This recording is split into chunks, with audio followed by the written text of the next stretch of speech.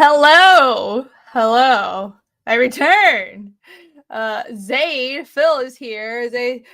Phil says the Whittler strikes. Yes, the Whittler does strike, and my Whittler has struck first. I clearly win this competition. That was a very serious competition, as you all know.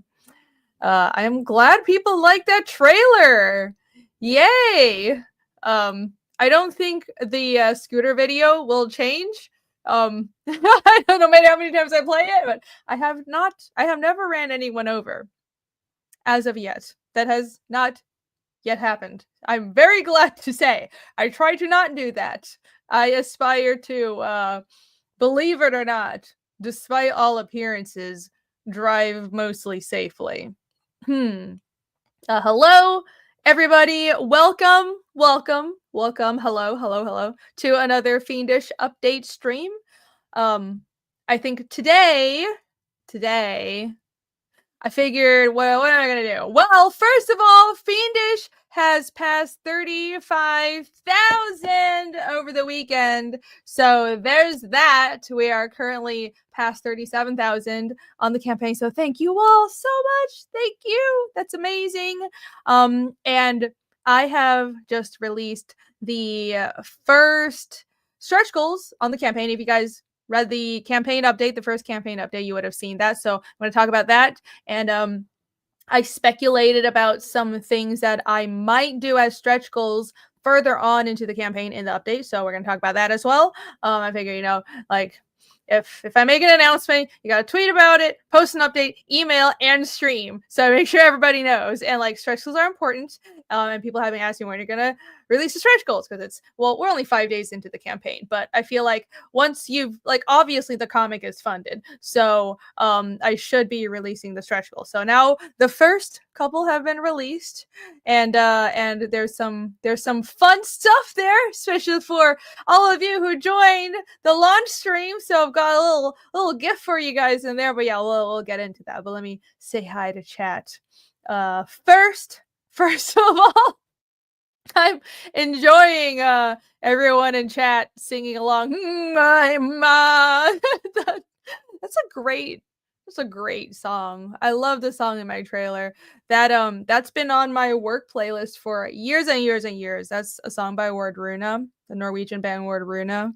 And I mean, I love a lot of their music, but especially that song. It speaks to me in a certain way, and I've been waiting to use it in a trailer. So I'm very glad that finally happened. TC says Team Casimir. Right, I posted on Twitter that I'm starting to realize that people like Yomi more than my main character Casimir. And that's fine. My belief is as long as people have a favorite and they care about the story, that's fine. And also, I know my main character is kind of a dick. Like Casimir is meant to be a bit of a dick. So his because he's been through some shit, and I felt like it's not really realistic. I guess Iskall's also been through some shit, but he's just a really, really kind person. I for various storytelling reasons, Casimir is meant to start out kind of just gruff, a little angry at everything, but he gets better in time, and you'll see in chapter 3, he's trying to be, less angry all the time, like not necessarily angry, but well, in a certain way. Just he's got a lot of stuff he hasn't dealt with, right? But he has a heart, and it does come out sometimes. He can soften up a little bit. Iskall and Nina, his cat, are there to make him a little less, to take off the hard edges. Like, I thought about this. I structured the story so, okay, your main character is a 6 charisma prick, so you need a cute, cuddly, fuzzy cat and an innocent little boy on his team to make him feel more sympathetic. Rini driving must be scary. Very scary. Very scary. I'm that, oh my god, I need a clip of that. What's it from, Family Guy? Oh, it's from Simpsons. That lady just like veering across 8 lanes of traffic to take an exit and then causing like 10 car crashes behind her. I mean, I'm not that bad. I only veer across 4 lanes of traffic, not 8 lanes of traffic. Hello, down go solo. Hello, Travis. Lies. She left Taiwan for a reason. What? No, I was just back in Taiwan. Everything is fine. Totally fine. Michael Bancroft is here. Yay! Bancroft says, "Look out for Rini road rage." I don't think I road rage, but that's what someone who road rages would say, right? Rob is here. Hello. Rob says, "Female and Asian, a scary road combination." Yeah. So far, so good. Mostly thanks to everyone else keeping a wide berth around me. Thank you for posting the links, everybody. Thank you very much. And the link to the campaign is pinned in the description. Up there. There you go. So if you haven't backed yet, or if you are considering backing something else, or maybe getting some original art, that you can back it right now, right here. The link's right in front of you. So you know you want to. TC's first stretch goals. Yeah. Yup. Lotus Petal is here. Hello, everybody. Hi. Sign up for Replicator 4. Yes. Campaign links are welcome. We're here to help Sooner GM. Hello. Mancroft says, coincidentally, someone backed out of their drive into Mel today. Oh, that's horrible. Well, could be worse, right? I hope it's into the car and not into her. I hope everybody's okay. Hope everyone's fine. Rini is slowly turning us all into Nords. Yes. Even though I'm 0% Nordic, I'm making this comic that's like, well, I'm part Slavic. A little bit. It was like I'm a big mix of like a crap ton of stuff, right? But I don't think I'm Nordic at all. But like, I don't know. I like the aesthetic. I'm really into ancient European history, and like Nordic mythology is some of the most well-preserved ancient European mythology, right? So I'm just really into that stuff. Believe it or not, I was very interested in like ancient Nordic culture even before Vinland Saga. So people who are like, oh, she's just copying Vinland Saga. First of all, the story is completely different. Are you crazy? But also, I was obsessed with ancient Nordic mythology for a very long time, even before that. And the guy says, "You have talent, Rini." Thank you. I try. I have talent in certain limited areas at the detriment of everything else in life. Douglas says, maybe you should offer a Yomi spinoff. Funny enough, I was thinking of doing a 0.5 chapter that was like a flashback to her past, but I want the 0.5 chapters to feel relevant enough to the current story. And to be honest, it felt kind of forced. I just wasn't feeling it. But I feel like her story starts very much with the demon attack in Fiendish 1. Maybe I'll change my mind in the future, but it felt like at least a backstory wouldn't really work. I have another 0.5 chapter. I was actually just telling Michael Rushbrook, so we'll see. I need to find time to actually write it properly, but I have other 0.5 chapter ideas. Yeah, I don't know. Yomi spinoff would be fun, even if she just goes off and does her own thing. I have a few 0.5 chapters in side stories that I'm like, it would be fun to have a character, like just a chapter of a character going off and splitting off and doing their own thing, right? Bancroft says, more like a T-bone, but not hard, thankfully. Okay, that's good. I'm very glad that it wasn't. That sounds like it wasn't a terrible, terribly damaging accident. So hope everyone's okay. Calling Easkill a dick too? No, Easkill's the opposite. He is super duper nice and he's overly naive and sympathetic. That's his problem. Alice BRB says, what? He hits a heart refunded. Oh no, my main character is human. Refunded. What shall I do? His heart's actually tiny demon. You're right. Travis understands. Causes Irini self-insert. No, not really. He is sometimes I wish I could be as mean as him when I had to be, but it's really hard for me. Yeah, I'm very unconfrontational, so kind of the opposite. Him and Ragna are there for me to like practice being just very disagreeable because I'm like sometimes I wish I was more disagreeable, but yeah, it is fun to write a character like that. And the thing is, I mentioned this before, but Kaz is oh no, my internet is kind of slow. Okay, Kaz is based off of one of my Pathfinder characters. Has literally 6 charisma, so I just played him like a giant grumpy jerk, and that it's fun. So that's kind of the origins, and that's kind of what's going on.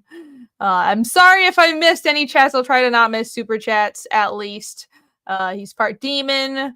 Jake Blues says that's Atlanta traffic. Yes, that's just people veering across alien traffic. That's just Atlanta traffic.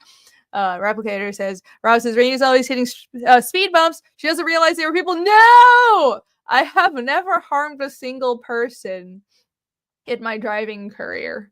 Because like I said, everyone else knows to get out of the way. Ellie says, Rainey has whalebone dice. No, I don't. But I have, hold on. I have these dice. I showed you guys the other day. I'll just keep showing them. They never show up on camera. Why do I do this when the dice just never show up on camera? They're the Fiendish dice. I carved Nanarsa dice in Fiendish. There you go. See? Yeah. So I do have those, and they're meant to look like bone.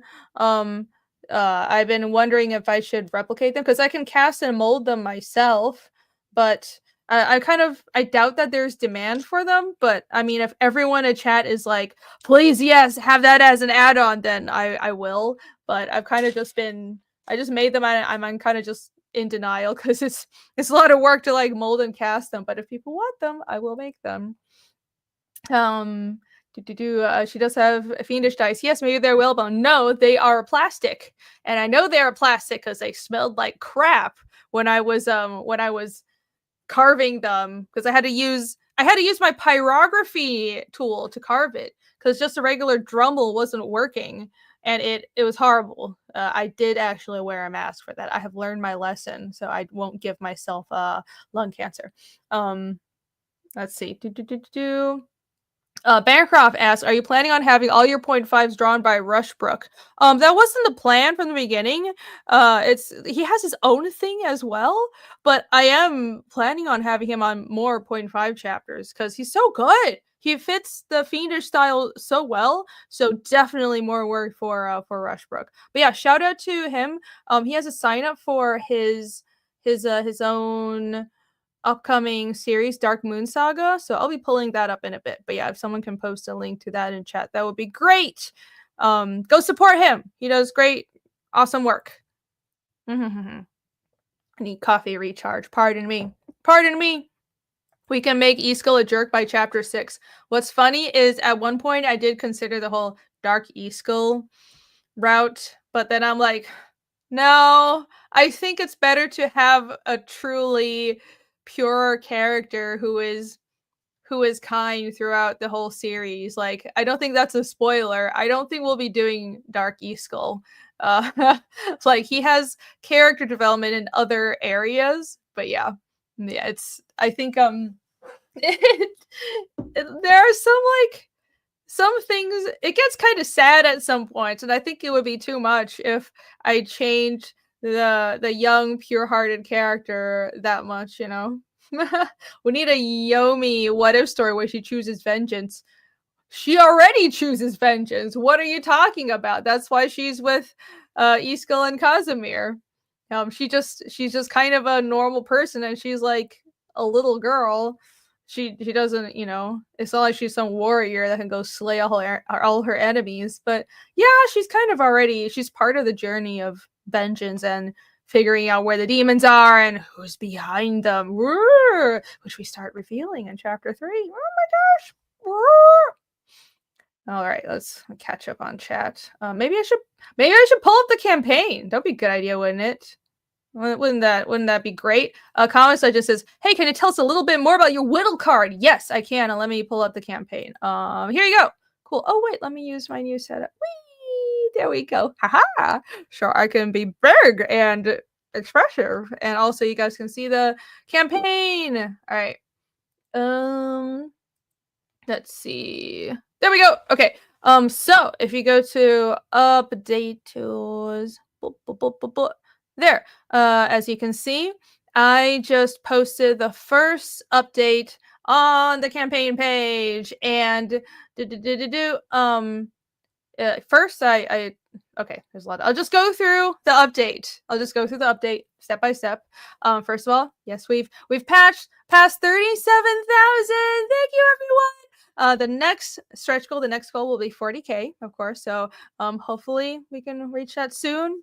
Slowly but surely, please, maybe keep sharing the campaign and letting everybody know about it if you would like us to hit 40K. And I'm gonna tell everyone what the goodies that you all get for 40K are, and beyond, and beyond. I have a few hints at what I might be adding to the campaign for stretch goals if we fund beyond 40K. Yeah.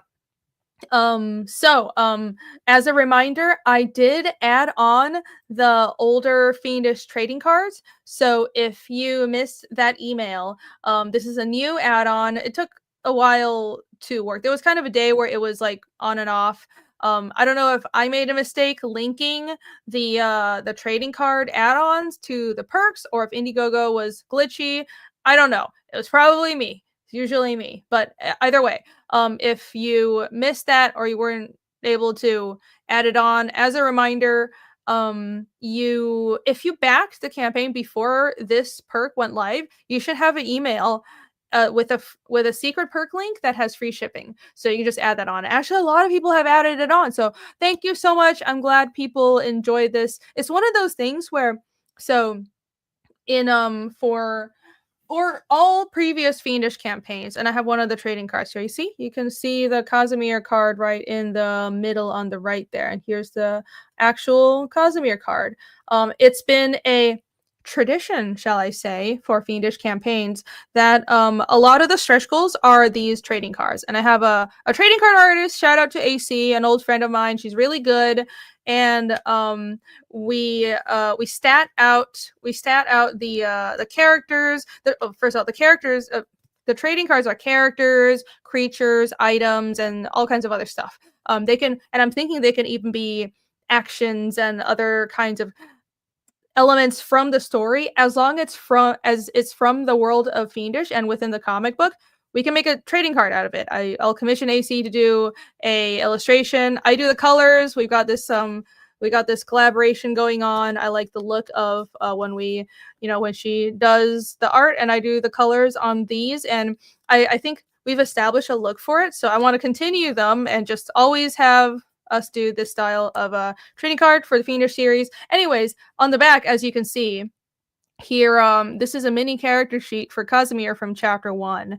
And as the story progresses, the character sheet and the stats will improve. They will evolve. But yeah, these cards are all statted out in Pathfinder, and if you know what you're doing, you can carry that over into D&D. So D&D or Pathfinder, these character sheets and items or creatures are compatible with your tabletop game. I thought it would be fun if it's like, oh, you enjoy a monster in the world of Fiendish, or if you want to try playing as Casimir or Yomi, you can look at one of the trading cards and you can actually play them in your Pathfinder or D&D campaign. So it's been a tradition for Fiendish campaigns, and I didn't really know how popular it would be if I offered a catch-up or offered the trading cards to everyone, but it was requested a couple of times, so I added it, and it's actually doing really well. So thank you all.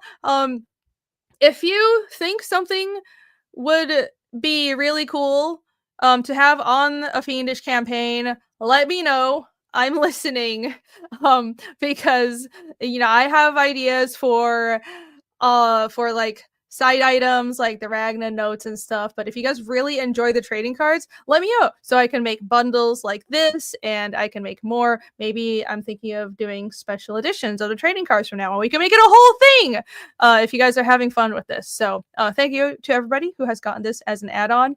By the way, there are 11 trading cards in this bundle, And the new Ragna card, the one in the middle that's all blacked out and it says new Ragna card, that card will have new art because the previous Ragna card that was for chapter 2 was a sign up exclusive. So to be fair to everybody who got that card as a sign up exclusive for chapter 2, I'm commissioning new art for her. So you guys will still have a unique card that you could only get during the sign up period, or if you sign up for Fiendish chapter 2, right?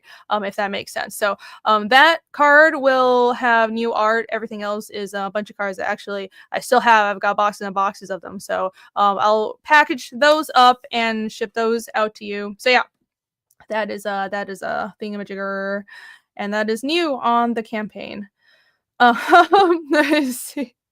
Dango Solo says, getting feedback from people who've used your cards and their games. No, actually, not yet. Not yet.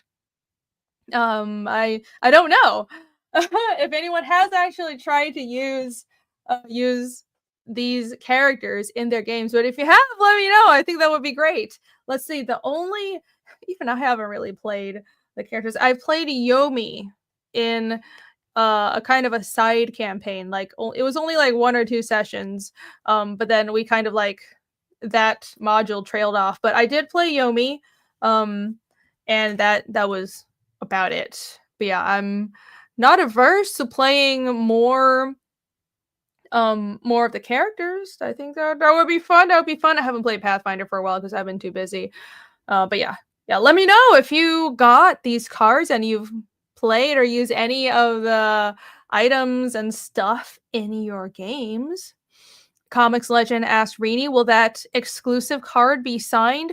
Oh, the Ragna card is not exclusive. No. Oh, do you mean the Freaky card? I wasn't thinking of it being, but it could be. Yeah, it could be signed. If you're talking about the Freaky card that we're getting made for Fiendish 3, I could consider that. I hadn't thought of signing a trading card before, but what do you guys think? It's hard for me to sign the books just because my fulfillment agency, Critical Blast, is like half the country away, and it would be by the time the books print, it would just be very hard for me to go out there and sign the books. But if it's a trading card, I can have them. It's a smaller package. I can sign them here. I can have them shipped to me, and then I can just send him the signed card. So maybe I'll do that. Let me write that down. That's kind of a cool idea because like people like signed items, but I haven't been signing. I signed every single book in Fiendish 1. So if you back the book during the Fiendish 1 campaign, it's on the map page in the back. The books are signed.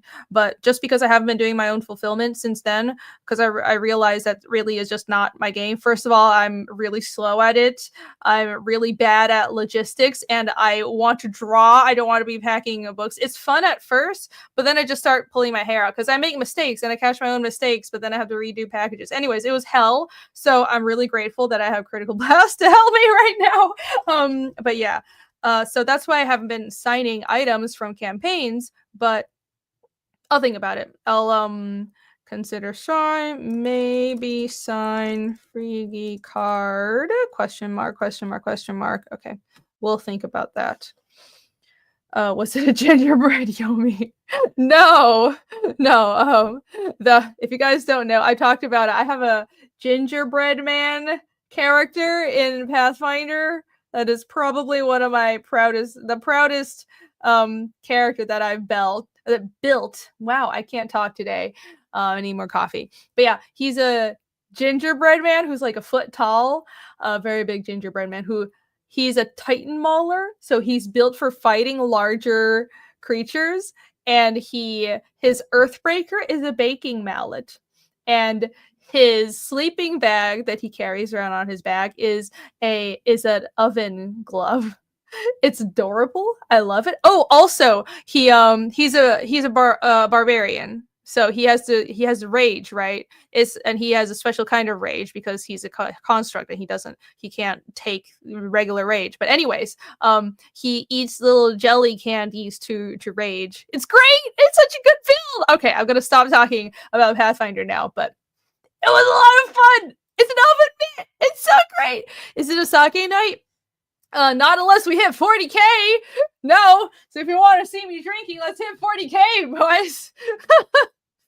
I wasn't planning on drinking anything tonight. I do no sake, but I have whiskey. Comics Legend, no problem. Yeah, I will definitely. I do think I can sign all the free cards. I might just go ahead and do that because that's not hard at all. Maybe the printer can smash your name onto the cards. Well, that wouldn't be a real signature, would it? I'd have to actually sign all of them. But yeah, I'll sign the free cards. That's no biggie. It's no biggie at all. Let me scroll up to see if I missed anything. Cam is here. Hello. Old Dirty Fatty said, if I wasn't such a dead broke bum, oh, you're not a bum. I buy one of everything. You make fun, entertaining stories. Thank you so much. No, any support is appreciated. Even you guys being here is appreciated. So no pressure at all. Yeah, it's I understand. It's not everyone has a shit ton of money to spend on everything. Let's see. Getting feedback from people who use their cars. Oh, no. Let's see. Scrolling up. I hear 40K. I think Warhammer. Oh, yeah. I was thinking of doing memeing that, but then I'm like, well, I don't know. It's not.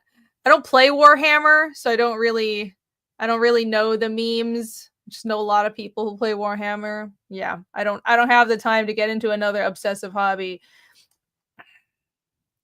Right. Okay. Continuing on the updates. Stretch goals. Dun dun dun. All right. So, about that whittling card. So the I've decided that since the campaign funded so well right at launch, it's already past 37,000. That's insane. It's just, you guys are amazing. I'm just going to start out with you guys have already hit a stretch goal, because I was thinking, oh, maybe I'll start the stretch goals at like 25 or 30,000, but no, it blew past 35K even before I had the stretch goals ready. But I decided, well, it's only fair because you guys have been so awesome. I'm going to have, you guys have already passed the 35K stretch goal, which is a whittling trading card for every single backer. And what that will be is, I figured, I already talked to AC about it, but she hasn't done a sketch or anything. But my idea is that it would be like an activity card. So it would look just like these trading cards.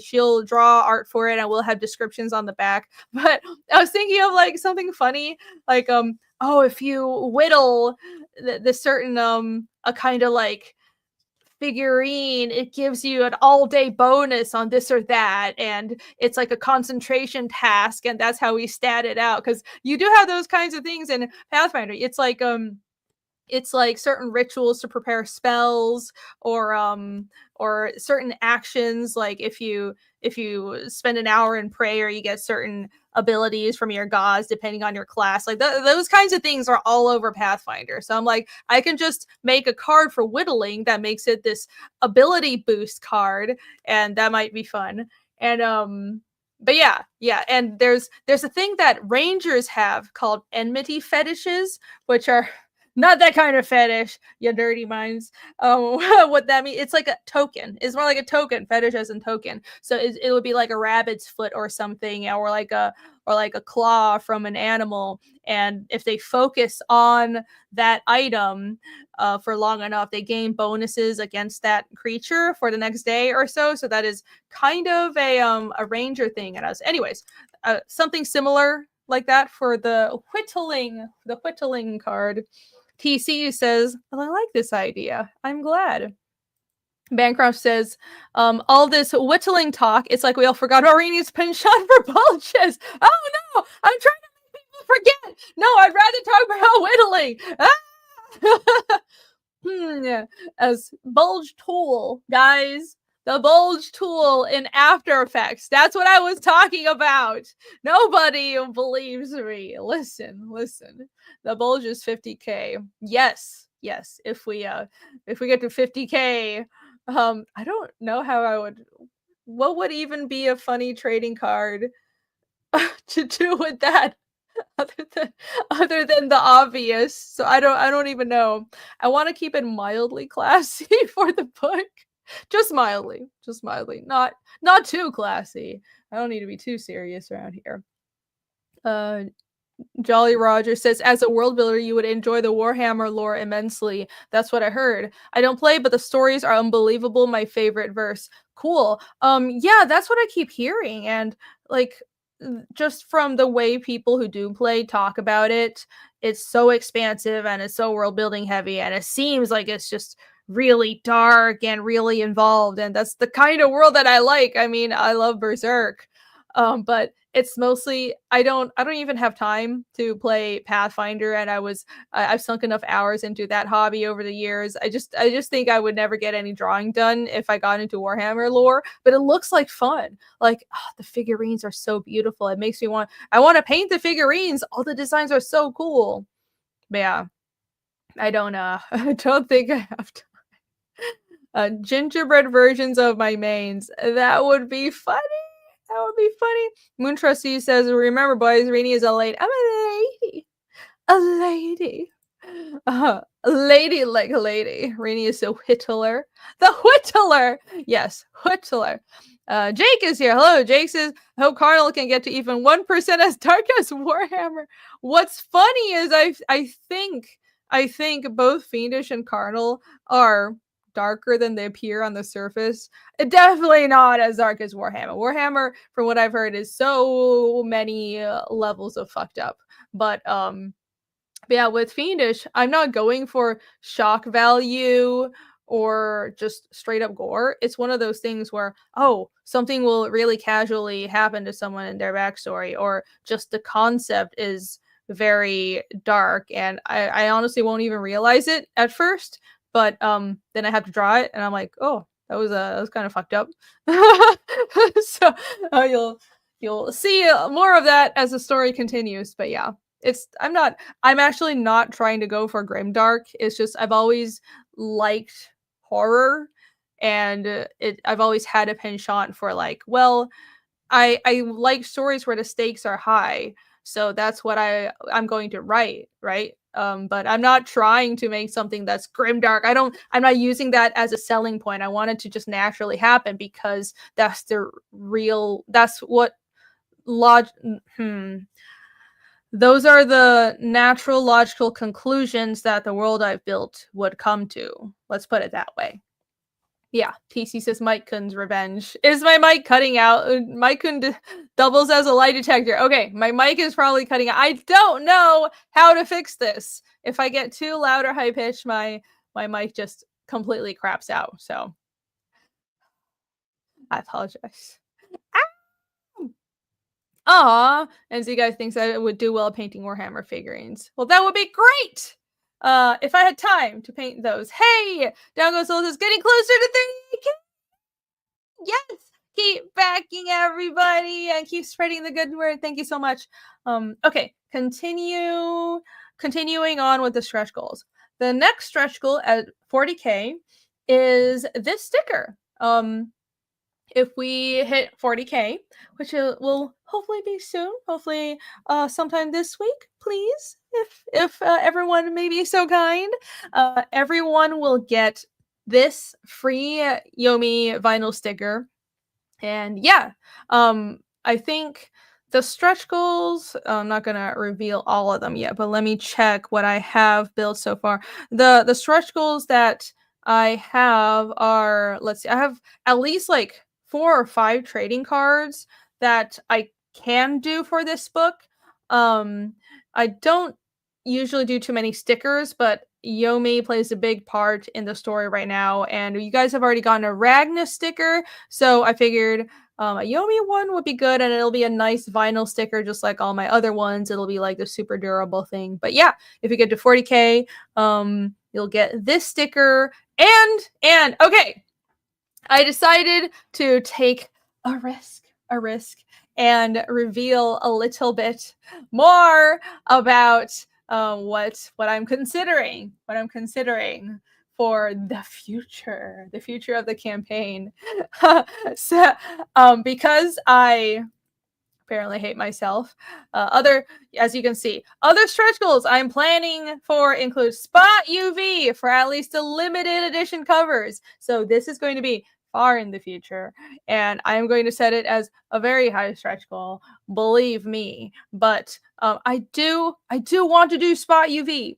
I want to do Spot UV again because it looked so good with Fiendish 1.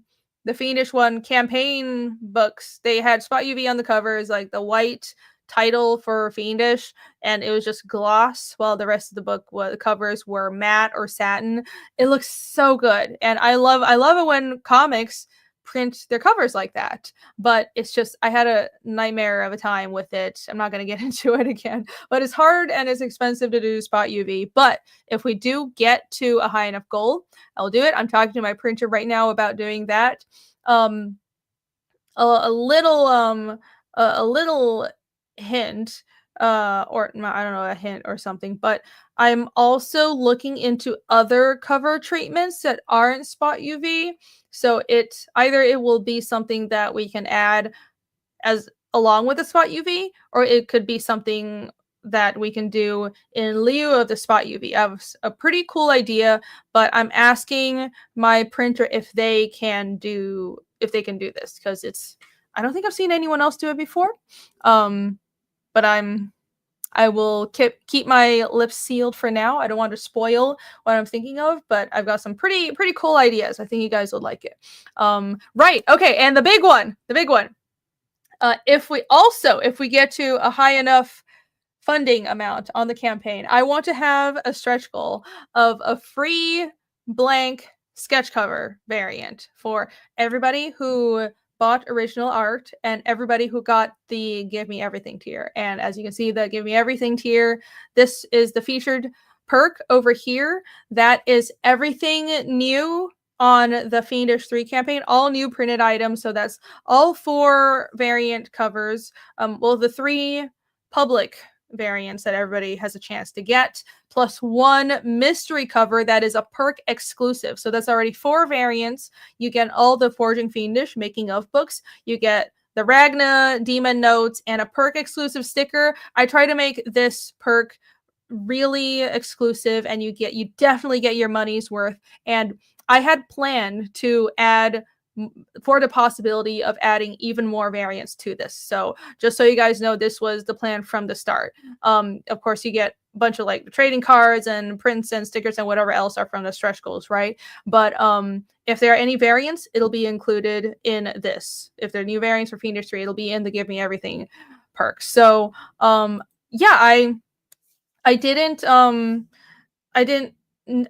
know if I would do sketch covers. It was something that I was a little hesitant about, because I felt like, well, my thought process was it would be more appropriate to do that with the artist edition, right? Because I want to do an inks only artist edition of the of several Fiendish books at once in the future, and I want to have sketch covers with that. But I figured if someone bought original art, and if someone is backing a big box tier like Give Me Everything, that's a lot of commitment. And if I can print a few sketch covers right now, and we fund the campaign enough, then yeah, I'll give you guys a free variant. So don't know what the goal would be for that yet, but I will figure it out, because I want to do that. I think it would be very cool. Snugs is here. Hello. Hi. Let's see who else is here. Still Curry Alt is here. Squoon? I don't know what that is. Dango Solo says, I want a mini stretch goal. What's a mini stretch goal? I don't know what a mini stretch goal is. The oh, is it because I said some really big stretch goals? Yeah, they're you want the obviously the big stretch goals are the 50K, 100K, whatever, and then the little one, because those are like nice round numbers that you can aim for, right? But I've been mathing so hard with this campaign, and what I mean by that is I've been actually very serious about doing the math and seeing what I can or can't afford. So So yeah, I'll work everything out, and these are stretch goals that I want to do. I think it'll be really cool, especially to have that nice cover treatment, and I'll figure out how much it would actually cost, and then I'll let you guys know in due time. Haha. Dagoso says, do they come sketched? Can that be an option? They come blank.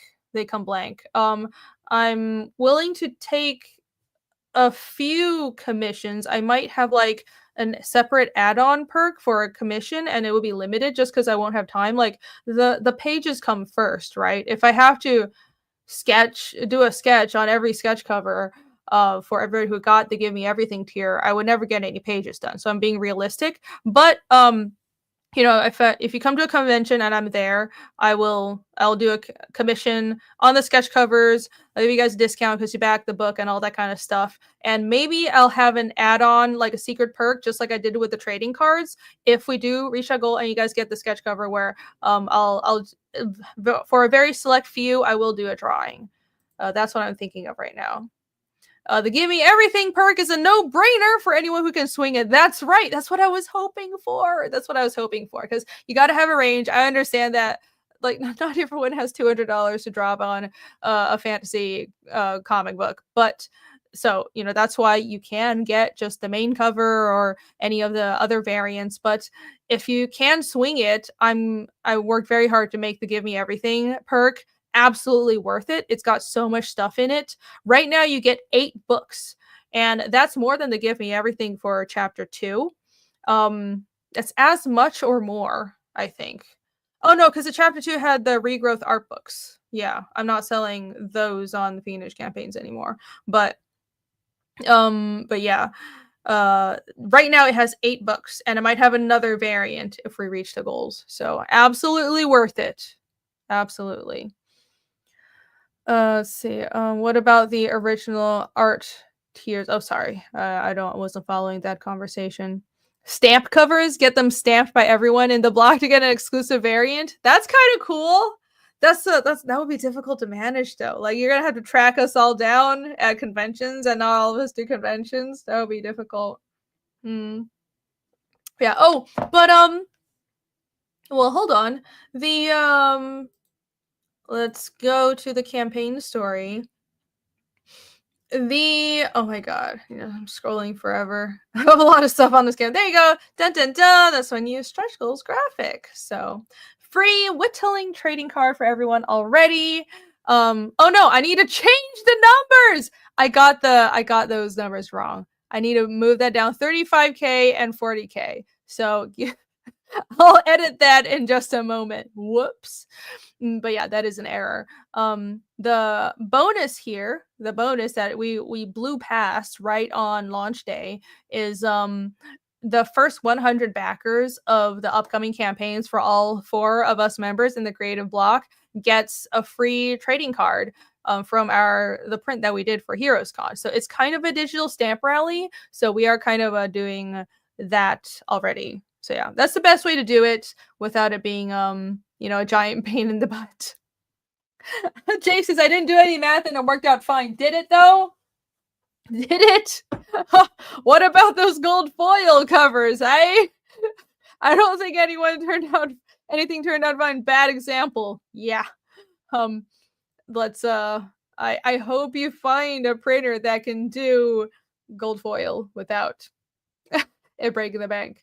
Rini is channeling her age in math brain. I'm actually relatively bad at math, at least compared to everybody else I grew up around. But it's like I could do basic arithmetic, which apparently is pretty good considering education nowadays.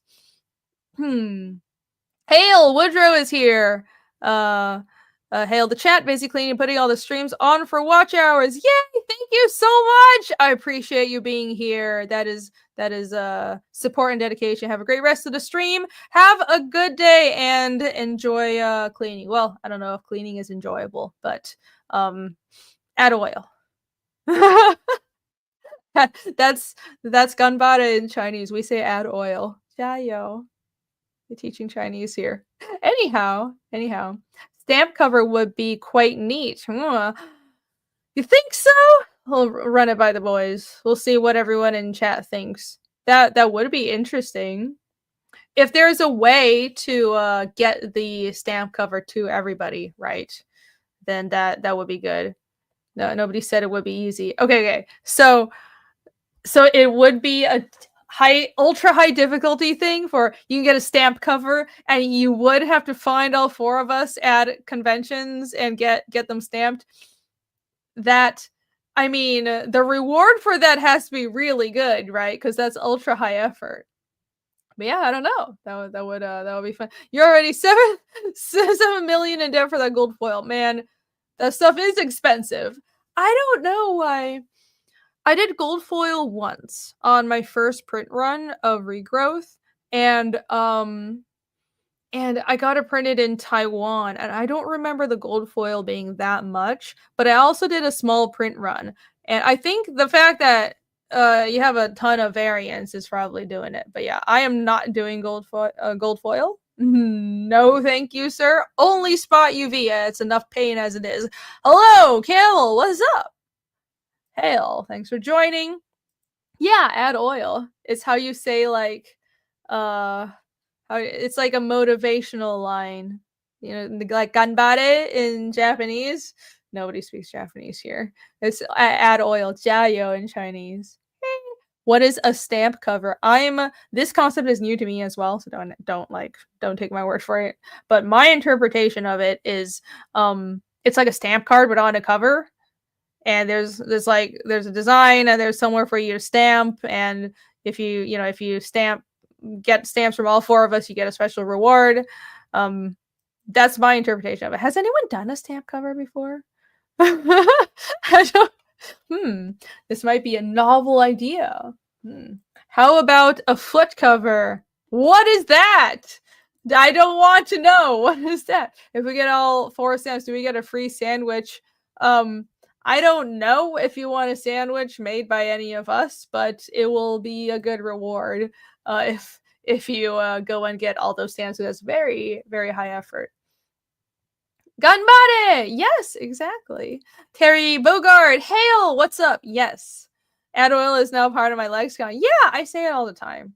And I forget that people don't know what the fuck I'm saying because they don't know. It's one of those things. Okay, so when you grow up around bilingual people, it's like Spanglish, right? So I grew up around Taiwanese Americans, like in Taiwan, going to American international school. So everybody spoke Chinese and English. Like you start speaking Chinglish, and with the people that I grew up around, we would say you just say a sentence, but it's split between Chinese and English. And add jiayo is literally jia is add, yo is oil. So we would just say add oil, and it makes no sense. Kind of sounds weird in English, but we all knew that's just what we would say growing up. So I forget that people don't speak the same languages as me sometimes. Sake is a social lubricant. Yes. Most alcohol is a social lubricant. Yes, indeed. But yeah, what? No, that's not what I said. Billy Powerbacks, hail, what's up? What's up? And Terry Bogard, yes, already said hello. So, all right. You know what? I'm gonna fix that stretch goal graphic because that's misleading. I don't want to have that pulled up on stream at the wrong amount. Let me just go ahead and get that fixed if I can. Wait, do I have my hard drive even plugged in? Maybe that's just not gonna work. Anyway, everyone just be aware that that's 35 and 40. It's not the first threshold doesn't start at 40. We've already hit the whittling card stretch goal. I don't think anybody would be mad at the fact that I'm lowering them so that you get more stuff. I think that's fine, right? I think that's okay. Yeah, let me check the chat again. Chapter 7.5, Easkill says fuck. Yeah. The one time he swears. Fiendish miniatures would be cool. Yeah, I think I got that. I covered that one. But I would love to have that. I was kind of looking into that once. I do have like a 3D model made of Ragna. That I don't know. It's one of those things where maybe I'll have it in a crowdfunding campaign. Let me know. What do you guys think? Should I?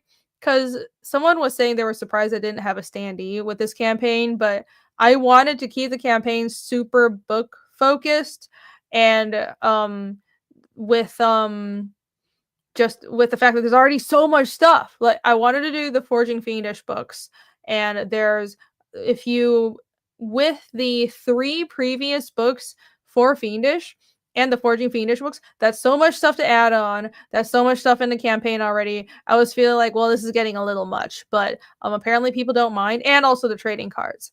I do have a whole model of Ragna, but I wasn't sure how I would sell that on the campaign. I suppose I could find someone to 3D print them, and that could be. I know the Diaz Bros they've done a 3D model or a 3D print like figurine of Crim and Jazz, so maybe I could do something similar as well, and have it 3D printed. Maybe I get them to 3D print it, and we shall see. But yeah, let me know. I actually forgot I got that done. I'm so terrible. All of these things. And, if I did get a standee done for this campaign, it would have been Yomi. But the thing is, I think that's more appropriate for the next chapter. Maybe maybe I'll get it done for next chapter. And then after that, it could be Casimir. I'll eventually have standees for all of the main characters, right? So that is the plan. Ton Berry Masta said, "I just bagged over." Yeah, thank you so much. Ooh, maybe the campaign has gone up. Then I'll have to check. Shall I? Should I refresh? Should I refresh? Will there be angels killed if I refresh? It should be fine, right? Moon Trustee says, "Please, no toys. You only have so much time, and I want you to draw, baby, draw." No, not toys, just figurines. I'm not a toy person. I don't know how else to say that. I don't really collect toys. I do like figurines, and I think it would be really cool to have figurines. That's why I have the standees. Do I have? Where's my Ragna standee? I have a demon standees, but my Ragna standee is just packed away somewhere. Oh, let me grab my Ragna standee. Just show you guys. Hold on.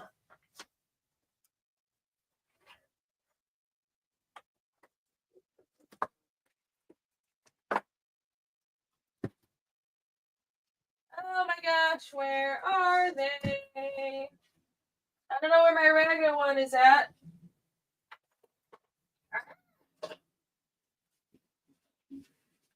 Okay. Okay, I have the demon one. There we go.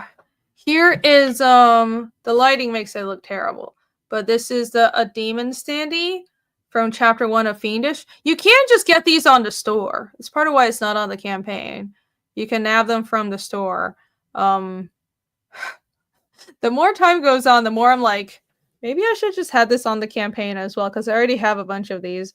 But yeah, what did I do? What did I do? No! My God, I need to stop doing clippable things. But here, look at that. That's like, it is kind of a cartoony, chibi version of the demon from chapter 1, and the base looks like this little blood spattered rock. Thought it was cool, and I have one of Ragna looking all sexy and magic-y as well. We got a 7-inch figure statue of Ragna for Fiendish 7, calling it right now. Yeah. It reminds me of, they're not dolls, they're action figures, right? No, I really am not. I'm not a toy person. I have plushies, if that's what you mean. Like, look. I have plushies, and that's about it, because I am mentally immature. But like, I'm not really an action figure person. But statues, like just cool statues of fantasy stuff you could put on your shelf, I think that's cool. But no, I wanted the campaign to be book focused. Maybe I'll put the standees up as add-ons, but I think it's fine that you can order them from the store, right? They're already on there. I don't collect toys, I collect action figures. No, I don't even collect action figures. So, part of the my thinking for the what's the word? The extra items for Fiendish is that I want to make stuff I would actually buy. And that's why I've aimed. I mentioned this before, but I'll just mention it again. Like this necklace, this is an item from chapter 2.5. It's from within the story. So what I love making and what I actually would buy if I'm the fan of something is replicas of in-world items. I love anything that feels like I took an item from the world and brought it into reality. So replica weapons, or that's why I made the Ragna demon notes, because the goal of making those is to make it feel like you're holding her notes from within the comic, and that's going to be written in Narsa and everything. So the necklace I got made for chapter 2.5 is Casimir's necklace, and I want to do more stuff like that. And if it's not relevant to the world of Fiendish, then I hesitate to make it. I'm even like, people have mentioned, oh, a big booby mouse pads for Ragnar. I'm like, I'm sure that would be cool. I'm sure people would even buy that. But I don't feel like that fits the world of Fiendish. It almost feels too modern. That doesn't feel right to me. So I don't know if I would make that. Yeah, at least for now. That's how I think of things. Who knows? 7 inches bust seems too small for Ragna. Well, when it's anything is too small, for if it's Ragna's chest. You've looked into making Fiendish plushies, haven't you?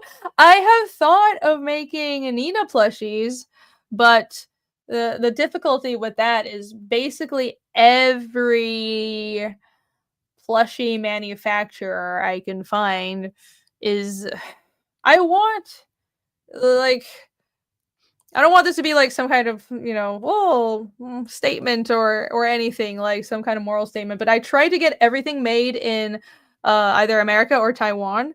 Not I try, I do. Everything is made in America. Books are printed in Texas, and all my like tchotchkes, the necklace, and the standee, I have a factory I know in Taipei. So if I can find a plushie maker in Taiwan that is really good, maybe. But again, right now I'm trying to just focus on the book, because I think those extra tchotchkes and those items, I have enough of them. I want to have standees of all the 4 main characters, and I think that's good. I think that's fine. I have, occasionally I'll make the necklace or like some other little in-world thing, but the books come first. Why am I making all these toys if like the books aren't being produced, if that's not my focus, right? Jake says diegetic items only, more or less. Like, I like anime standees. It isn't, and standees are an anime thing. I think when I first did them for chapter 1, a lot of people didn't get what they were until they saw the acrylic standees, but it's a very popular anime thing. Like any printed acrylic thing is very popular in the anime community. Like if you go to Animate in Tokyo, it's tons of like acrylic keychains, acrylic standees, acrylic everything. It's just a thing. So that's why I thought of making that, because obviously Fiendish 1 was like more manga than a lot of than the later books, if that makes sense. JW Learning is here. Hello, hi. JW says, I hope you're well. I hope you are well too. Thank you for joining us. Joseph Pantalon says, Fiendish board game maybe later. Yeah, I would love for that to happen. Funny thing is, I did talk to a couple of people about possibly building a module for Fiendish, but it just, everyone's busy. It's not something that I've put any urgency on, so I kind of mentioned it to a couple of people, and nothing's, as far as I know, nothing's been done yet, and that's fine, because I'm gonna let you guys know my thought process. My goal for the next couple of years is getting through the first arc of Fiendish, and then I can think about stuff like merchandising and a game and other stuff like that, because there are very important story points that I want to get to, um that I think would right now, why I shouldn't be distracting myself too much with games and other items. If it does fall into place, if I can find someone that could make a game, that would be great. But the thing is, it's still a distraction because I'd have to make art for it. I have to oversee it.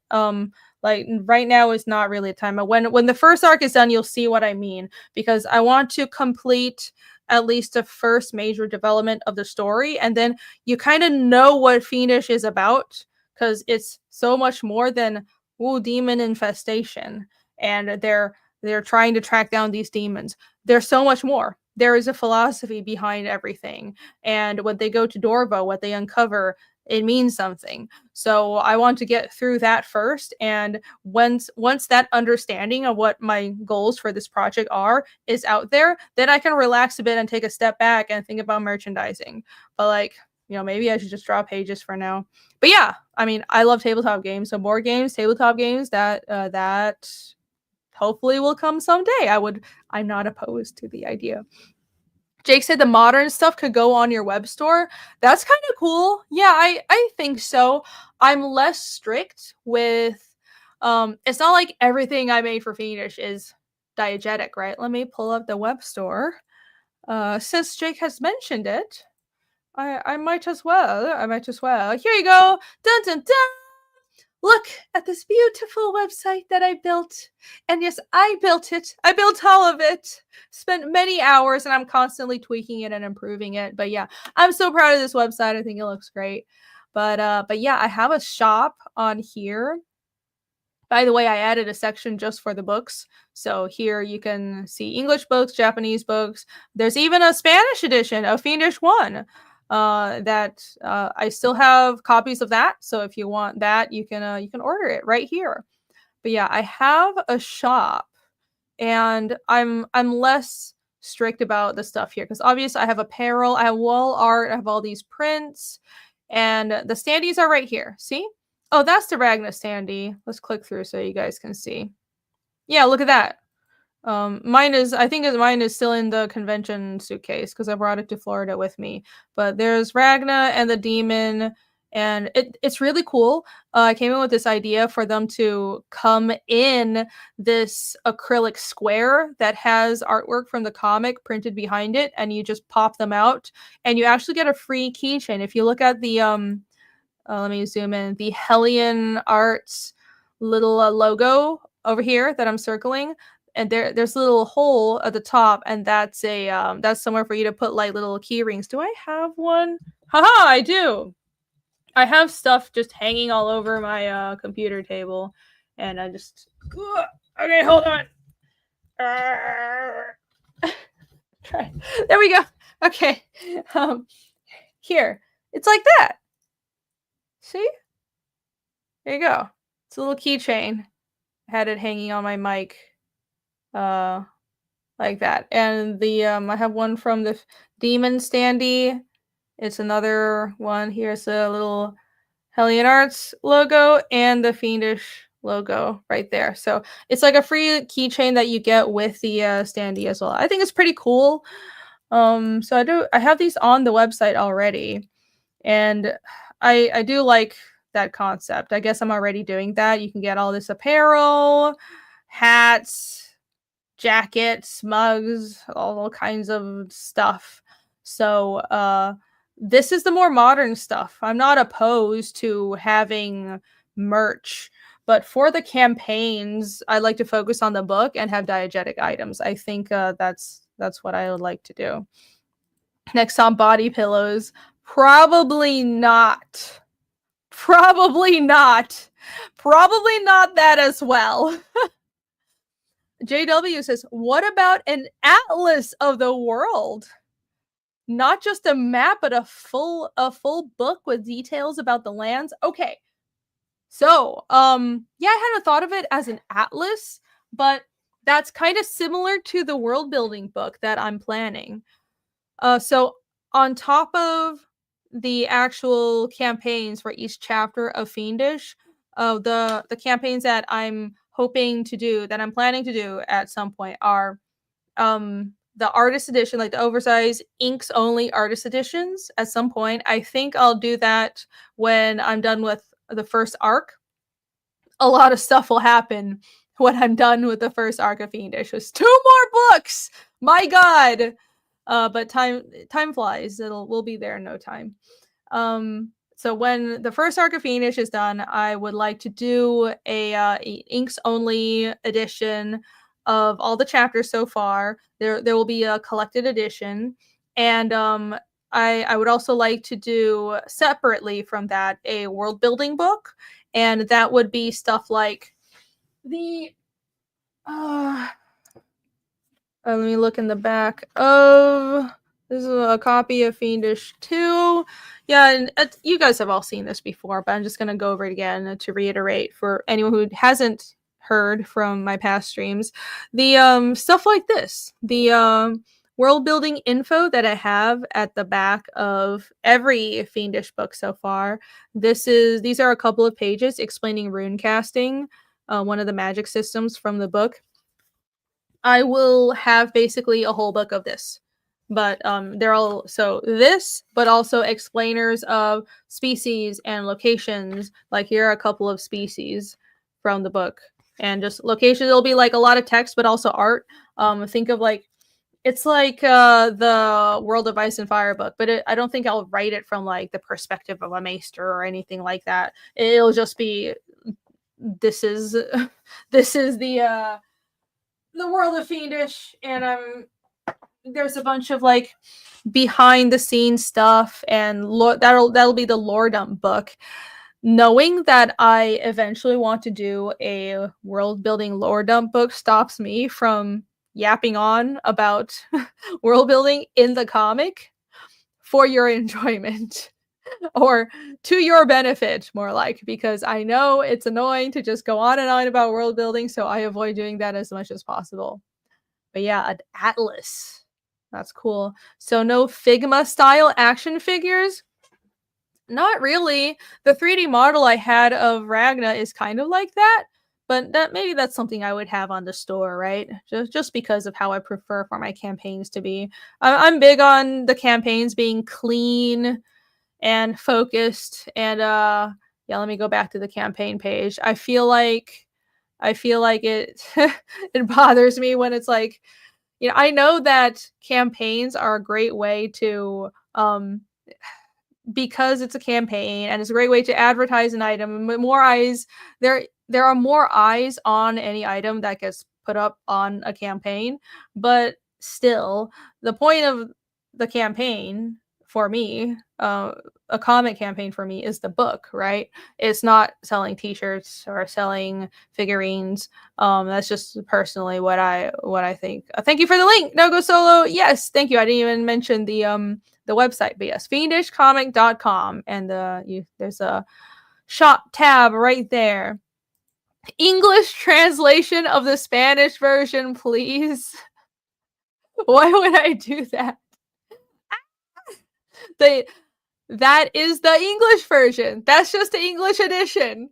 Why would I translate it back? It is funny when you translate, so when something is translated from English to something else and then translated back, it usually sounds janky as fuck because of different grammar and different languages. But yeah, no, I've had people ask me to do, not seriously, of course, I hope, Nanarsa versions of the books or of other items. That's not happening. I'm just writing some things in the Narsa in the book is enough for me. It actually takes so long to do the translation and the typeface. So, there's something else I wanted to mention.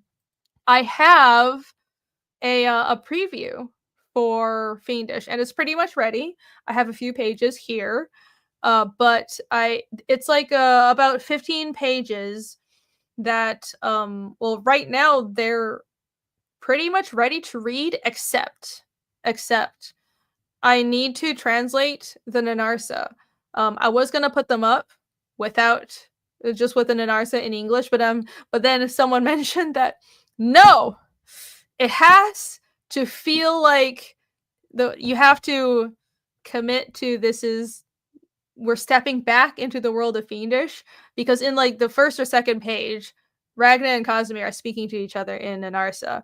So I'm going to translate everything they're saying, and I'm not going to release the preview until I finish that translation. I also need to put on the sound effects. It won't actually take that long. I should have it done this week, but I just haven't had time. I've been just emailing. Like, you guys don't understand the amount of work that goes on the back end of a campaign, because it's not just, well, making all the graphics right, but then figuring out the stretch goals and emailing people and emailing potential artists that I might be working with, and it takes so long. Maybe it's just because I write slow or something, but I feel like I've spent the past 3 days just writing stuff, writing updates, writing emails, asking for prices, and I still have like a laundry list of things to do. And oh, that's not on top of, so streaming isn't the only promotion. I post on all my social medias.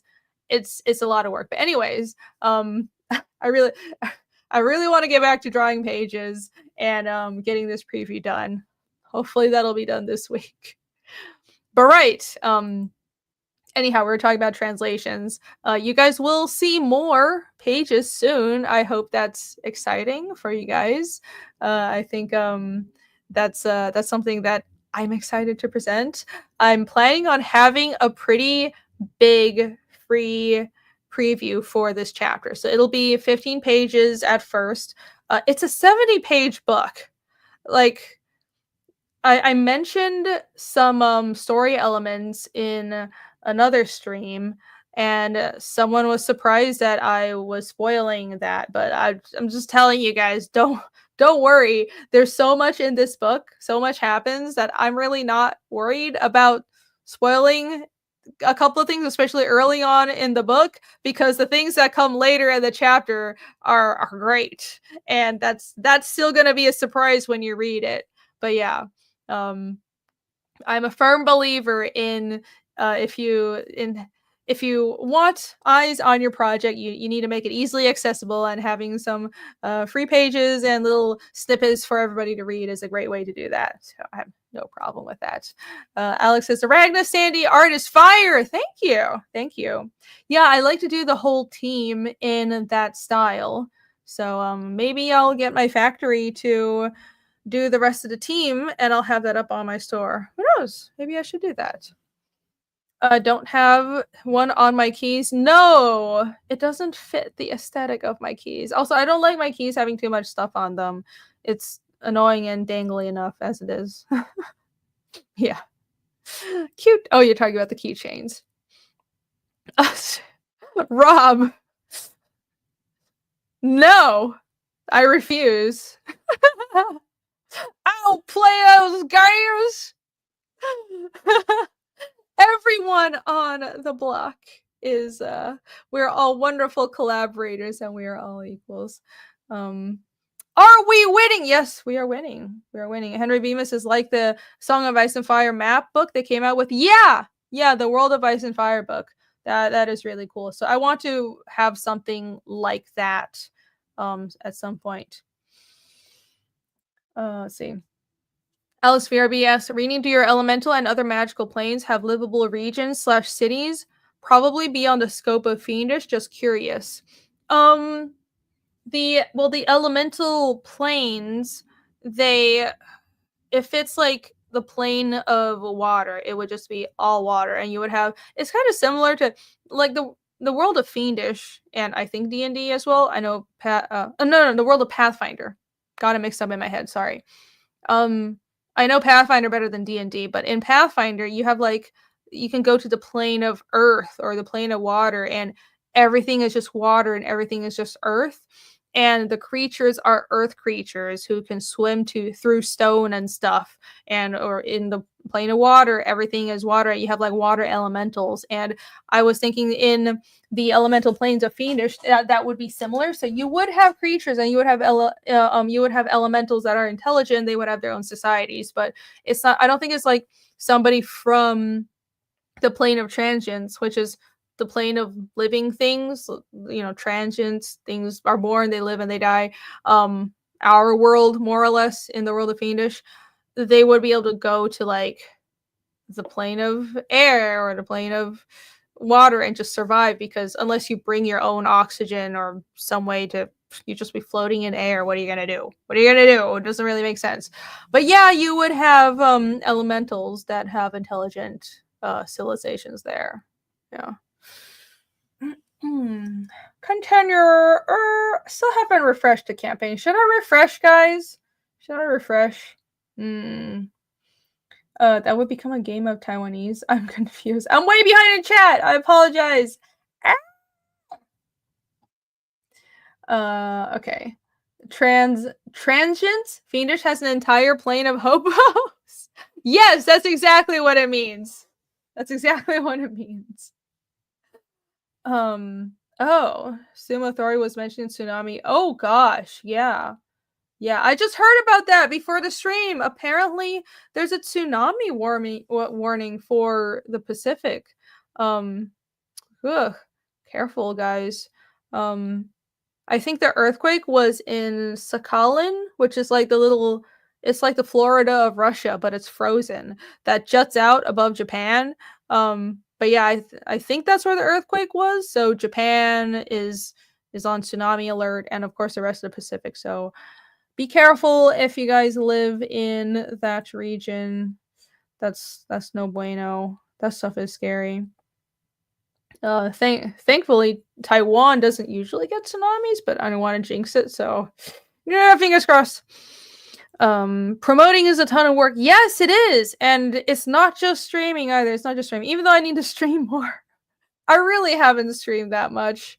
Um, even though I streamed for like 10 hours on launch day and the day after. I do not put in the same hours as I used to, because I don't think I have the energy. I don't have the energy, but yeah, I am planning on getting back into it, and I don't know, maybe I'll find some channels that want my crazy ass back on, and we can talk about FIENDISH. But yeah, maybe that would be good, right? I'm trying my best, guys. I'm trying. Thank you, Dango Solo, for posting the links. Let me play that trailer again, and then we will refresh, shall we? Shall we? All right, there we go. Let's go! Trailer time!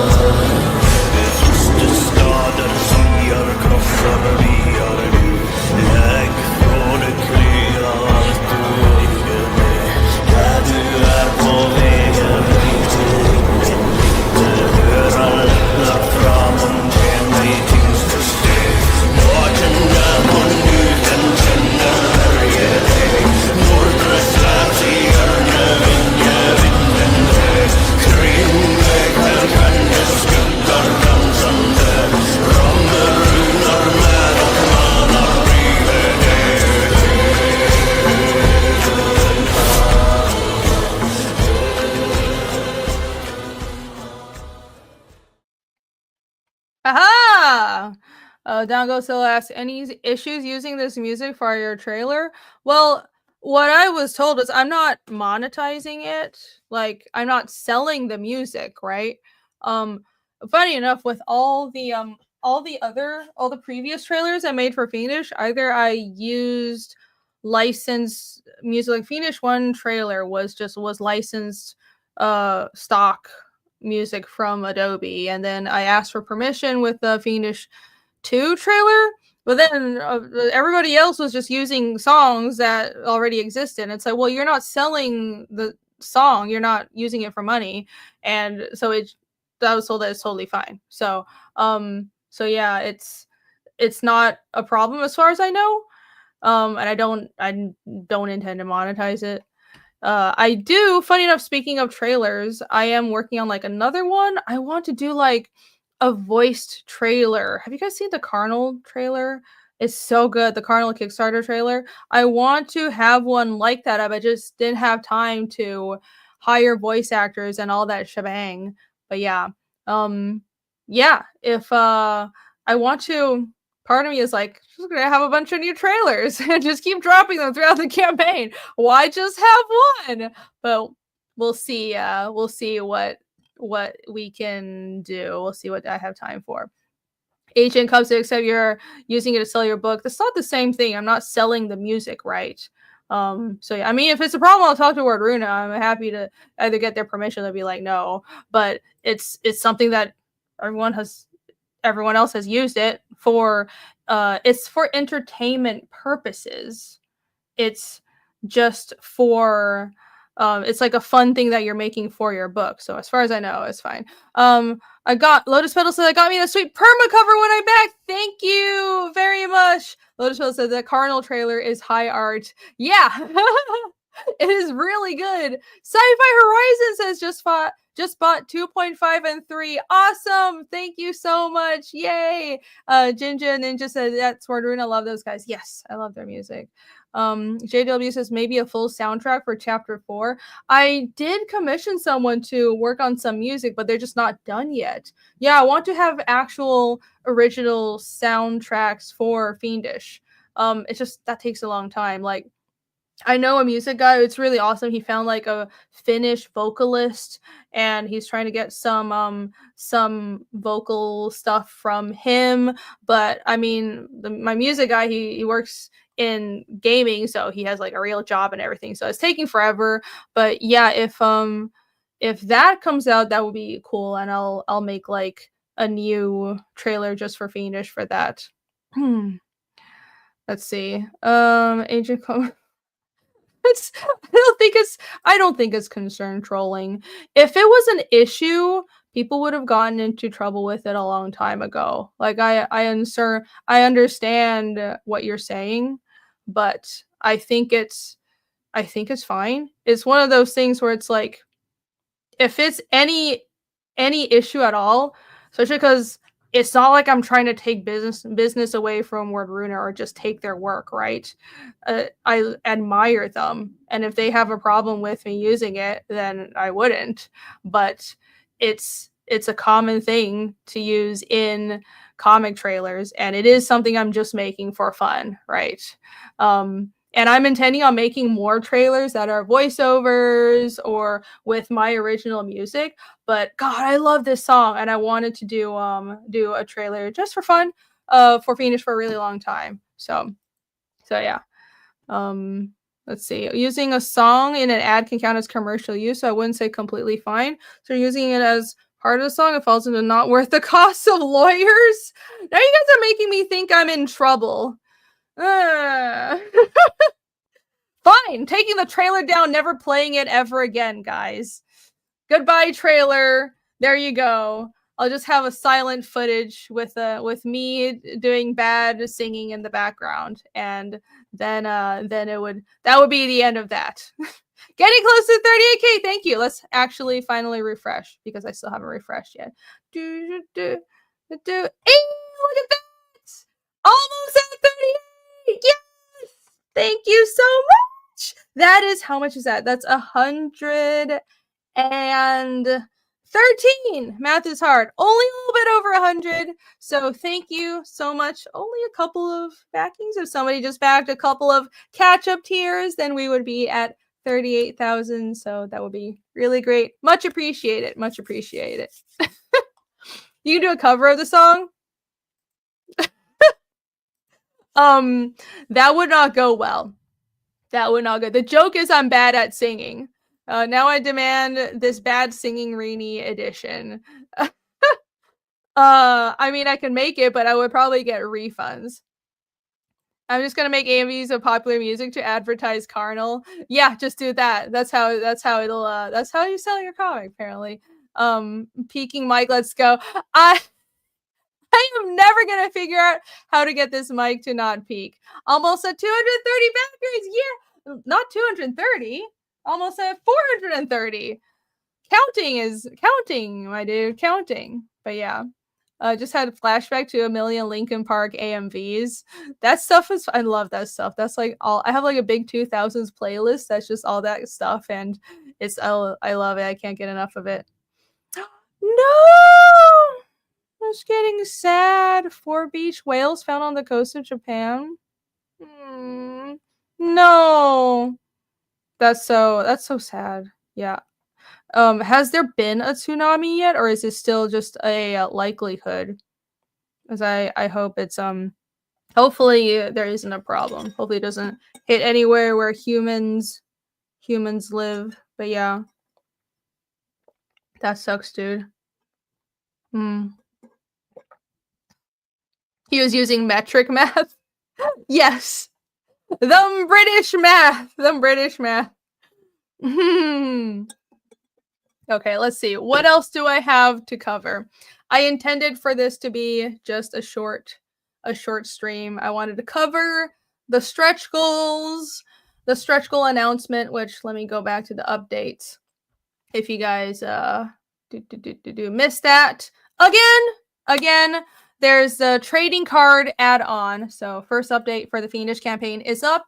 I added on a trading card perk, and if you back the campaign before that went up, you should have a secret perk in your email that has free shipping, so you can effectively add it on to your already existing backing, so you won't have to like refund and back it again, and it's just save you some trouble. So check your emails if you're an early backer. And also the stretch goals have been announced. Everybody already is going to get a trading card for, that's the 35k stretch goal, and that's already been passed, so everybody's going to get that. It's going to be a whittling trading card, and I'll figure out the art and the description and what to do for that, but I thought that would be kind of funny because it's become kind of a channel joke, so I thought you guys would think that's fun. And when we hit 40k, which will be soon, everyone gets this free Yomi vinyl sticker. So yeah, those are the that is the news for the Fiendish campaign. Somebody was saying, should I do a daily hour stream? I don't know about daily, but I should definitely stream more. I like Tuesdays. Tuesdays are a good time. Maybe every other day. And just a quick update on the campaign would be good. I do have a lot of updates coming up. I have the preview that will be done hopefully in due time, and then after that, just more stretch goal announcements and more cool stuff. I want to like have another trailer ready for Fiendish at some point as well, so you guys will see that.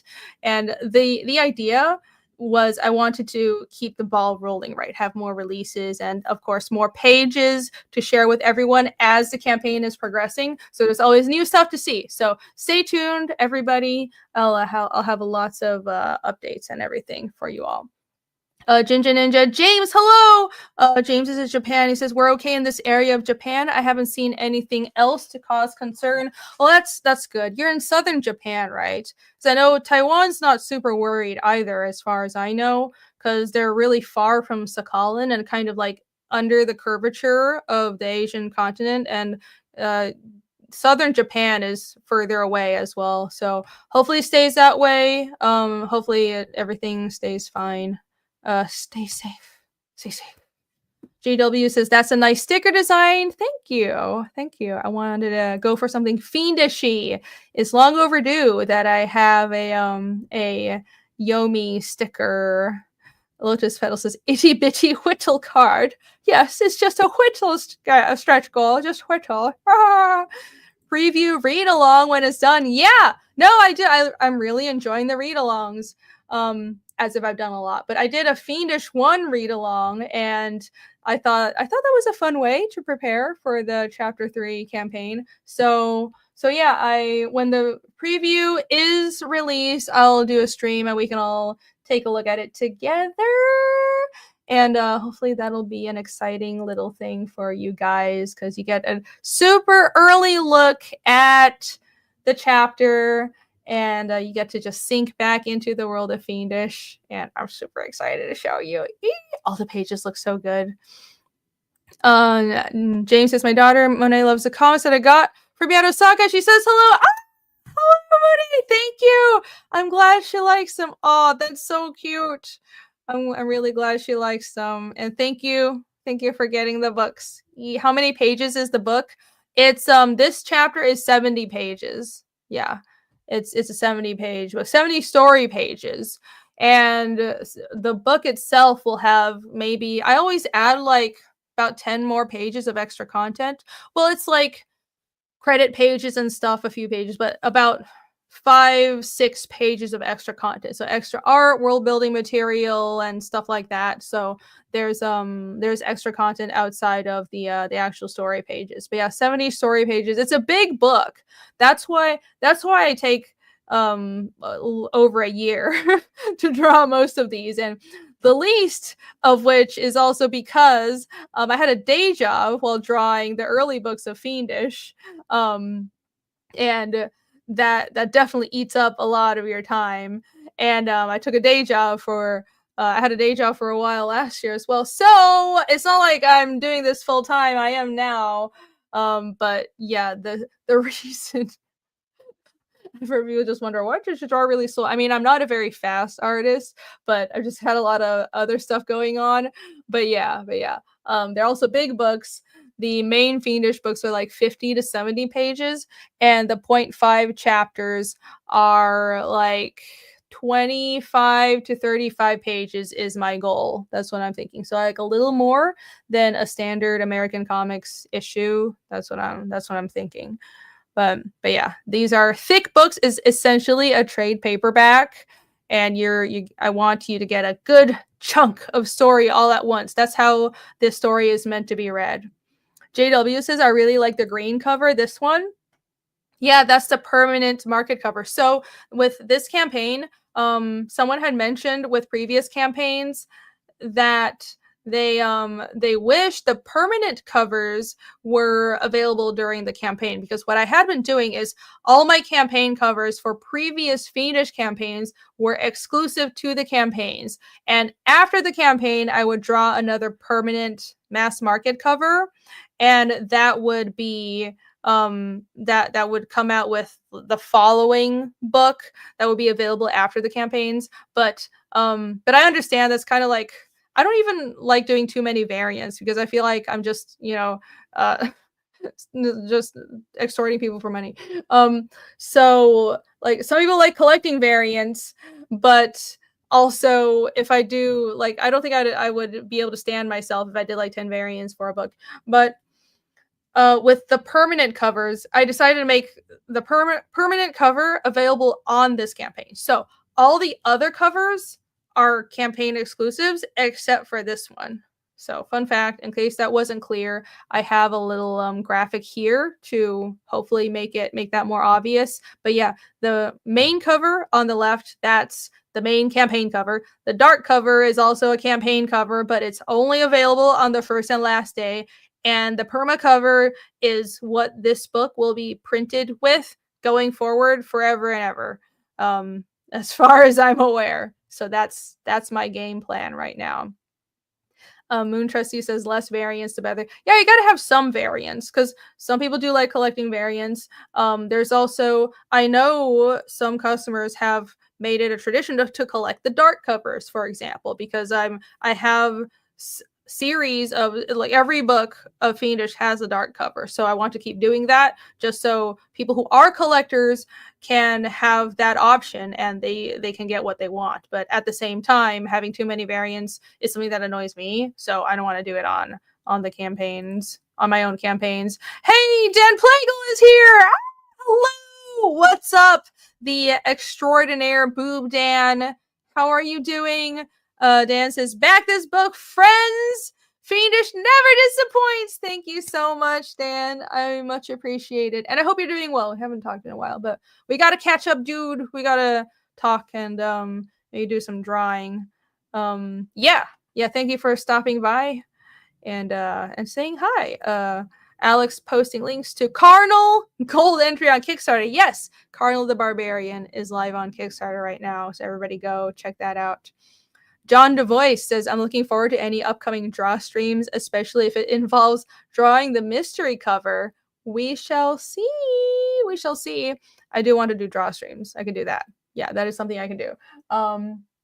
Yeah, I do have a setup over there. I just need to find somebody who has the patience to help me monitor chat because it's kind of difficult to monitor chat while I'm drawing. But yeah, I want to do some draw streams while I work on pages.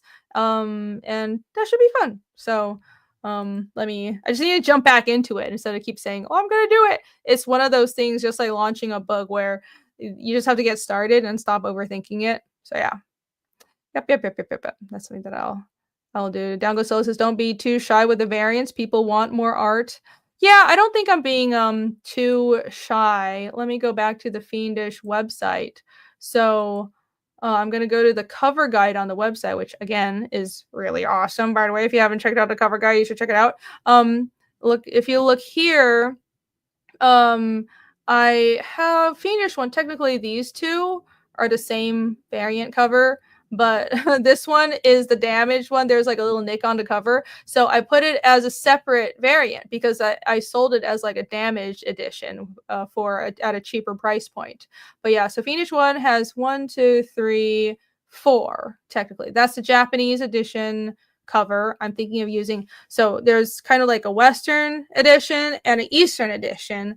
And the one on the right, that's the Japanese cover, and that'll be the Chinese cover as well when I finally do the Chinese version. I don't know when I'm going to finally finish that translation. But then all the way on the left, that's the English permanent cover. And chapter 2 had about 1, 2, 3, 4. That's 6, including the Japanese edition. I think that's the limit. I was going to have just 5. Because I did have that. That's Boob Dan's art. Check that out. That's Boob Dan's art and Billy Basco on colors. So that's why it's called the Boobsco variant. But yeah, that was a campaign variant for Fiendish 2. And because I had guest art and also this sexy version, of course, the dark cover. I was thinking I was going to have 5, but then I did a new one for the Japanese edition. That's a lot. I don't want to go over that. 5 variants for 2.5. Oh, look, I have the chapter 3 ones up. So I think I'll keep chapter 3 to like about 5, no more than 6. That's my goal. I mean, yeah. 5, no more than 6. JW says, I like that Japanese cover too. Yeah, I think the Japanese covers all turned out much better. I really think, because I was never a cover artist before Fiendish.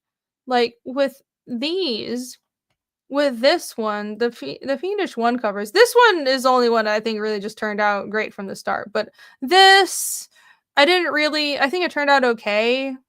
But I would do a different main cover. It's just the concept is okay, but I draw it differently. I was never a cover artist before Fiendish. It's I very much trained myself to do good covers over the course of this series because I had to do them for my own book. Because I believe in the covers should match the interior art, so I had to do my own covers, of course. And with Fiendish 2, I think I got a little better with this. This is a cool composition, but it's a little shonen-y for Fiendish, but still it doesn't suck. This was all right. The permanent cover is a cool story moment. But yeah, I think I really figured it out with this one. So the Japanese edition covers are more recent, and I think I've very much learned to do good covers now, and this is like a learned skill, right? So you can watch my cover drawing and cover design skills improve over the course of the Fiendish project. And the 2.5 permanent cover is also, I'm pretty proud of this. I really like how this turned out. But yeah, this is a skill that needs to be trained. I was always an interior artist before this. TC says, "Oh, those beautiful covers. I'm glad you like it. 5 is a good number. Yeah, 5, 6 if it's really necessary, but 5 variants is what I'm comfortable with. Like even just designing the website, I'm annoyed by myself when I have too many of them on the freaking website. You let yourself have your own fun with the Japanese covers. Yeah, I think I stopped overthinking it. I just kind of did what I wanted. I did what I thought was cool with the Japanese cover. Same as this one.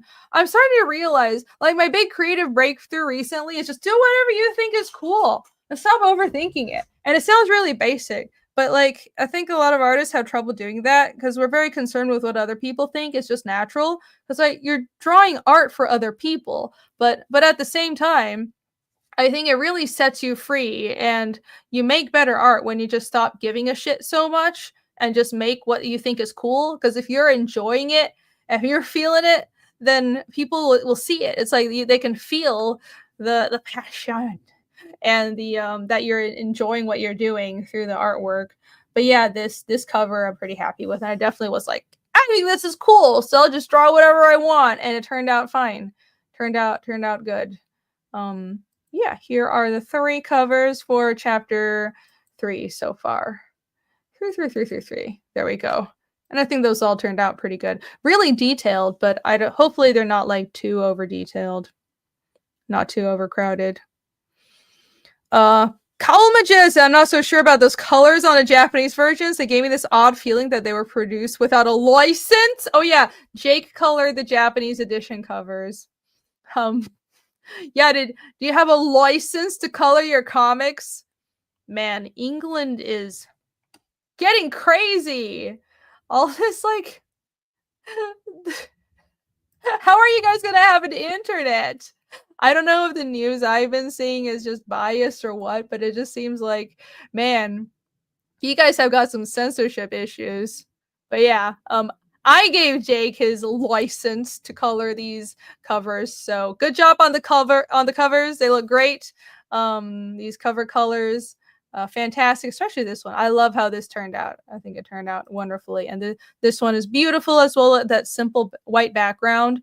I think that's scary to do sometimes, but it worked the best with this composition. It absolutely was fitting for what I was going for. Lieutenant Hughes, member for 39 months. Thank you so much. Thank you. Lieutenant Hughes says $113 away from 38K. Happy to see it going well. Yes, thank you so much. I'm very much appreciated. And thank you for being a channel member. Was that an RB white cover? I don't know what that means. The rule of cool. Yes. Christopher Price says, what's up? How are you? Hello, Christopher. How are you? Moon Trustee says, my cover for Yellow Flash is the best cover. I'm glad you think so. It was simple, but, you know, sometimes simple is most impactful, right? Jake needs to escape! Everybody back Carnal the Barbarian to help Jake escape England and escape oppression and censorship. How is an artist supposed to thrive in that world? He needs to be free! Free him! Hashtag free Jake. From England. Fund my freedom. Yeah, there you go. That should be like, if you did a GoFundMe to help Jake escape England, it will be Fund My Freedom. All right. A few more things to shout out. Fiendish is also available on Global Comics. And if you guys have seen some of my retweets and my posts from and my email list messages, Fiendish has been being released through this vertical format. Well, this page looks like kind of janky right now, but look at all these episodes. This is chapter 1 being released week by week in small snippets, and they're all vertical format. They're meant to be read on a phone. This is the newest release. So we're in the middle of the demon fight from chapter 1 right now, and it's free to read. So look, they cut up the pages so it's panel by panel. It's more it's meant to be read on a mobile device, so you kind of scroll down like that, and I think that's pretty cool. If you would like to check that out, or if you know anybody who doesn't really read physical books, because of course Fiendish is drawn for the physical book format, but if I could reach more of an audience by doing this mobile vertical format, then I am happy to do it. And Fiendish 1 is being released this way. We're almost through chapter 1 right now, so go take a look and go share this out. I think it's pretty cool. It's pretty cool. Let's see.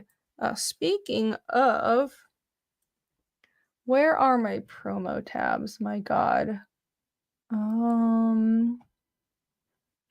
I thought I had my promo tabs open, but then my browser shut off. So never mind. Okay, there we go. I wanted to shout out this as well. This is kind of cool. Apparently Newgrounds is now a thing. Pear put up like 20 pages of Hotel Story on Newgrounds, and it's been getting bang reviews. It was like on the front page. So go take a look at that. I thought that was pretty cool. That's Pear and Huzatosis. I think his name is Jared Jewell. It might be wrong, but this is the part 1, the 2023 first Hotel Story book, and that's especially fitting because Hotel Story 2 will be launching soon, and I think there's a sign up for that.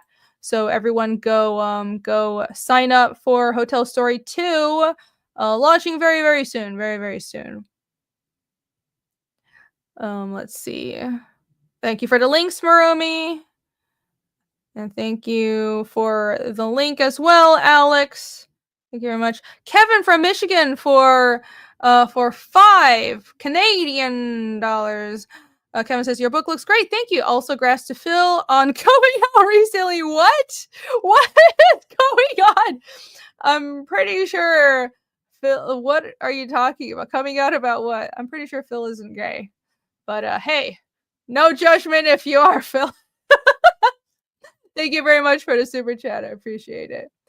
But yeah, fun story. I also have a Newgrounds, but I put up like a preview of. I put a Fiendish 1 on there. I put up like a big chunk of Fiendish 1, but I've kind of neglected it.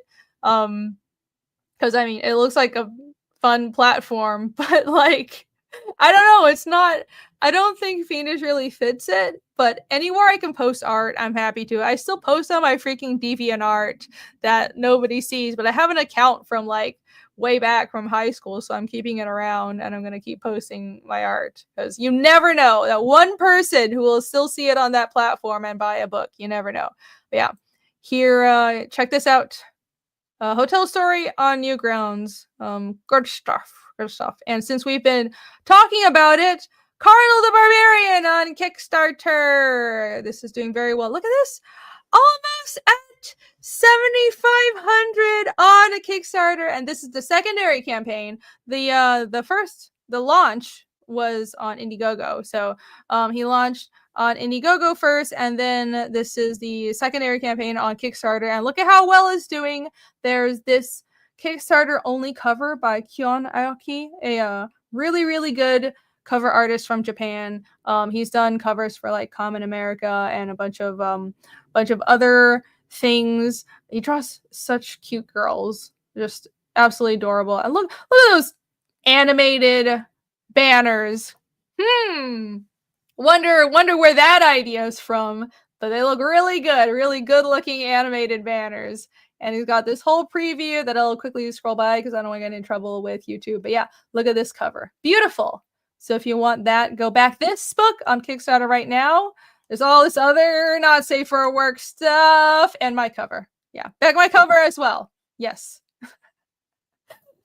as if I actually personally get money if you bag my cover, but let's just pretend I do. Pretend I get a bonus every time you somebody buys something that's my cover.